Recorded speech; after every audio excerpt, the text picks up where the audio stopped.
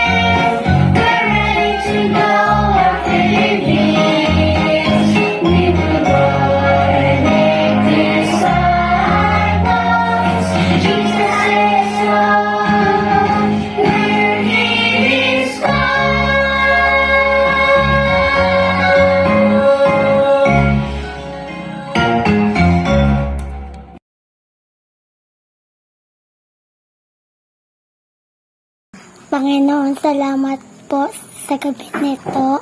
Nawa po sa aming pakikinig at natutunan namin sa aral sa gusto namin matutunan. Ingatan po sa araw-araw. Amen.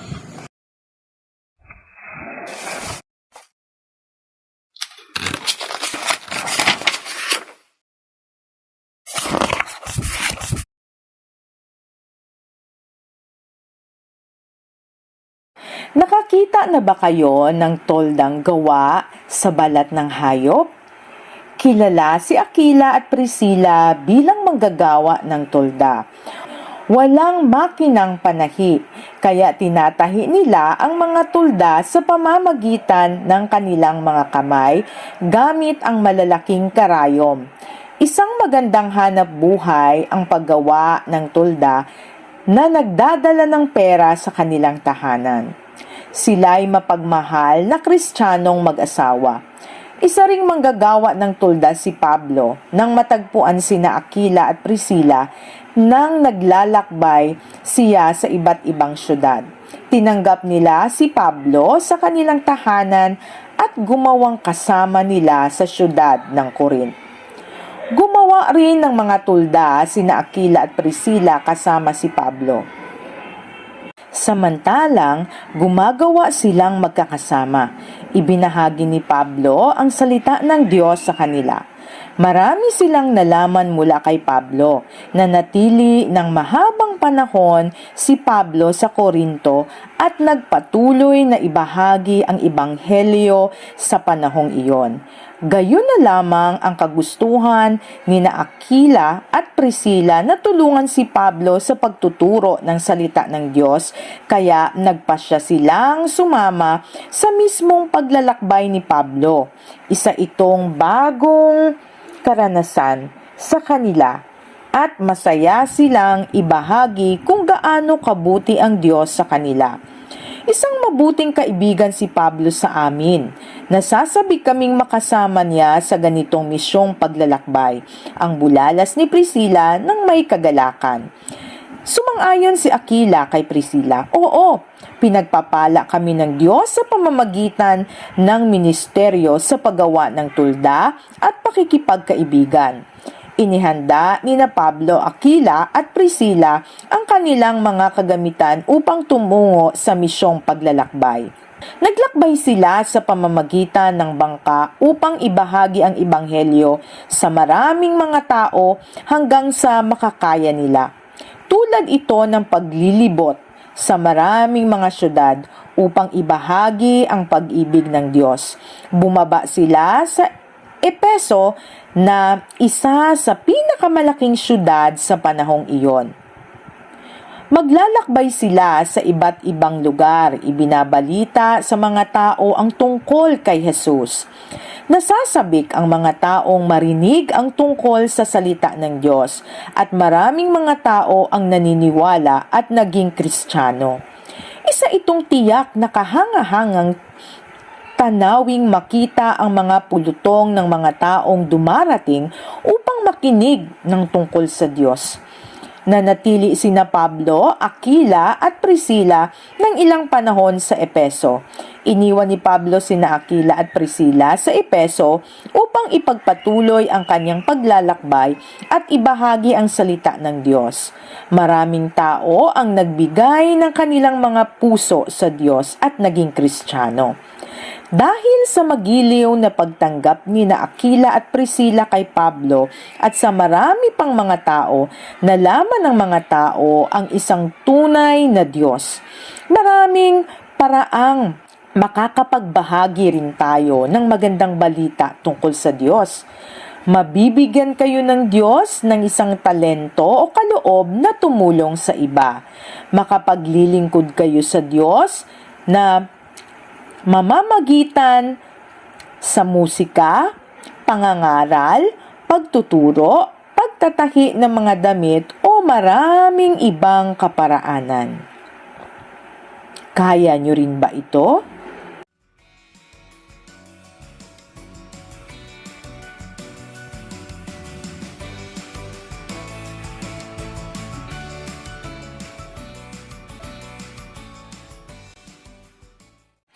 Kamusta mga bata? Madami ba kayo natutunan dun sa kwento ni Pablo, ni Priscilla, ni Aquila? Nagustuhan niyo ba yung mga ginagawa nila mga tent? Nakatulog na ba kayo sa isang tent kagaya ng ginagawa nila Priscilla? Di ba masarap din matulog?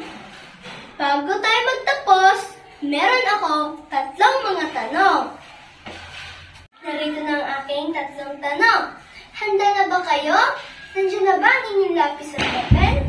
Number 1. Naglakbay ka na ba o naglibot sa ibang bansa o dumalaw sa ilang estadong o sa iyong tinitirhan?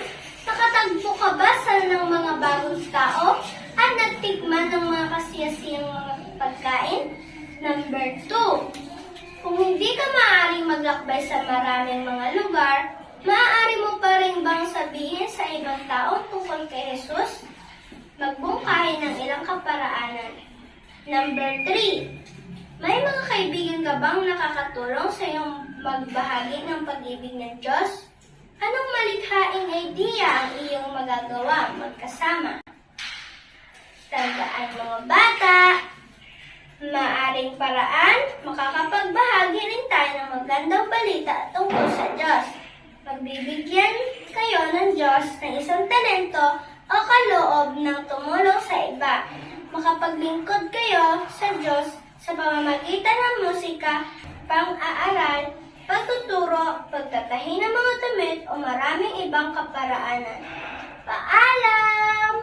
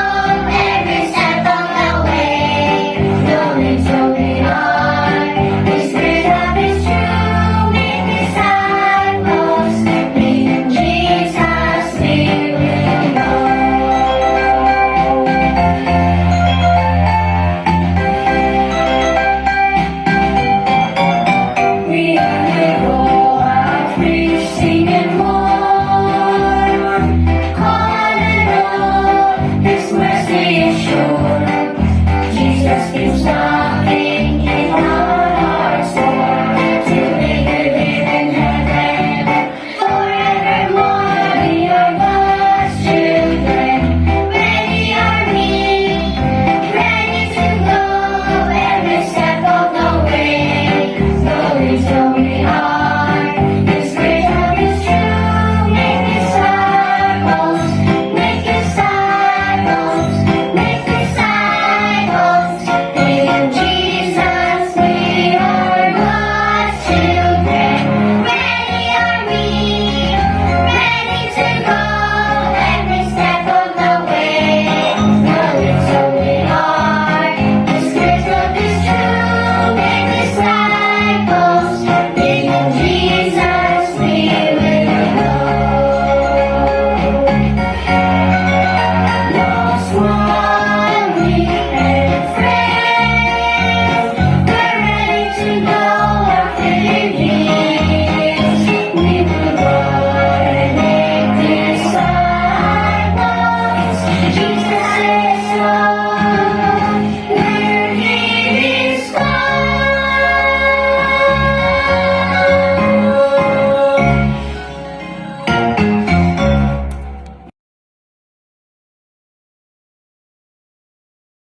Dear God, Heavenly Father, we lift our hearts in praise and adoration to your. May all glory and honor be yours forever and ever. You are the source of all goodness and love, and we thank you for our boundless grace and mercy. May our lives be a testament to your glory, and may we bring you joy through our words and action. I offer this prayer seeking for continual present. In the name of Jesus we pray, amen.